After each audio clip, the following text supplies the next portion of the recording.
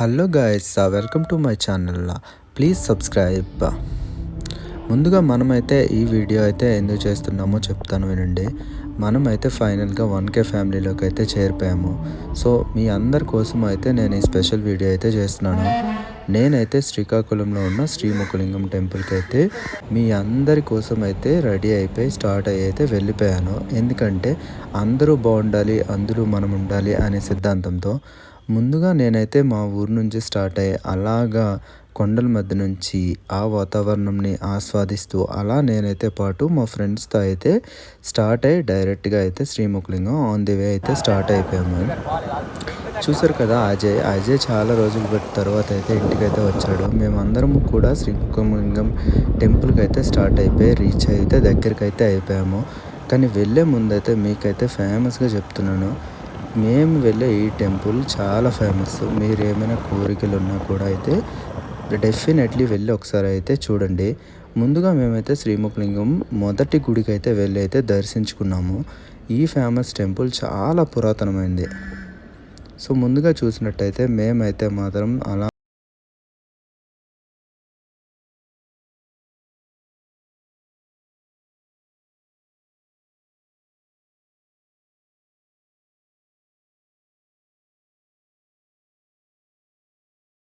అయితే దర్శనం చాలా బాగా జరిగింది. ఎంత బాగా జరిగింది అని అంటే మేము వెళ్ళేసరికి అయితే దర్శనం చేసుకోవడానికి ఎవ్వరు కూడా లేరు. పూజారి మా టీం మొత్తం అయితే కూడా మాత్రమే ఉన్నాము. మొత్తానికి అయితే మేము దర్శనాన్ని స్టార్ట్ చేసుకున్నాం. మీరైతే ఒక్కసారి చూసి అయితే ఎలా ఉందో కామెంట్ రూపంలో అయితే తెలియచేయండి.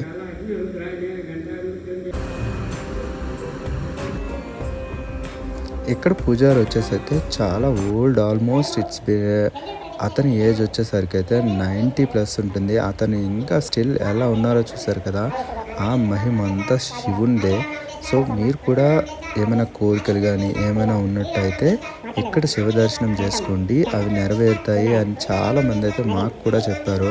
సో మేము కూడా ఆల్రెడీ దర్శించుకున్నాము. ఎందుకు అని అంటే మన ఛానల్ని ఎవరైతే సబ్స్క్రైబ్ చేసుకున్నారో వాళ్ళు బాగుండాలి, ఫ్యూచర్లో సబ్స్క్రైబ్ చేసుకొని మనకి.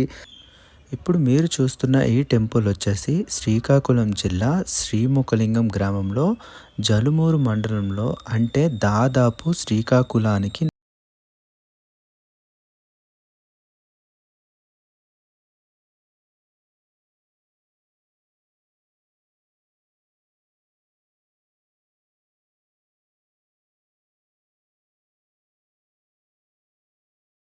సేపు భక్తి శ్రద్ధలతో పరవశించిపోయి చాలా ఆహ్లాదకరంగా అయితే ఉంటుంది. ఈ ఆర్కిటెక్చర్ వచ్చేసి అయితే చాలా బాగా అనిపించింది మాకు. ఈ ఆర్కిటెక్చర్ చూసినంతసేపు శ్రీకాకుళంలో ఉన్న ప్రసిద్ధిగాంచిన టెంపుల్స్ అన్నింటితో పాటు ఈ టెంపుల్ ఒకటి అని అనిపించింది. కానీ ఈ టెంపుల్లో ఒక అద్భుతం అయితే ఉంది. ఆ అద్భుతం ఏంటి అని అంటే చాలామందికి శ్రీముఖలింగం అనేది ఒక ఊరుగానే తెలుసు. కానీ శ్రీముఖలింగం అని అంటే మీరు దర్శిస్తున్న శివుడు ఆ లింగంలో కనిపించుతాడు. అంటే శ్రీముఖలింగేశ్వరుడు లింగం రూపంలో కనిపిస్తాడు. అదేవిధంగా ఈ టెంపుల్లో మీరు ఏ దిక్కు నిలబడి దర్శించుకుందామో అని అనుకున్నా ఆ శివుడు మిమ్మల్ని చూసినట్టు లింగ రూపంలో మిమ్మల్ని ధ్వనిస్తాడు. అంతేకాకుండా మీరు కావాలంటే నెక్స్ట్ టైం వెళ్ళేటప్పుడు ట్రై చేయండి. మీరు ఏ దిక్కునైనా నిలబడి ఆ లింగ రూపంలో ఉన్న శ్రీముఖలింగేశ్వరుని చూడడానికైతే ట్రై చేయండి. అది నిజమా కాదా అన్నది కామెంట్లో అయితే తెలియచేయండి. మేమైతే చాలాసేపు ఆ శివుడిని చూస్తూ చాలా ప్రశాంతంగా ఉండి కొంతసేపు అయ్యేసరికి అయితే మేమందరము కూడా ఒక వీడియో కూడా క్యాప్చర్ చేసుకున్నాం. ఈ నందీశ్వరుని చూసినప్పుడు అయితే చాలా బాగా అనిపించింది.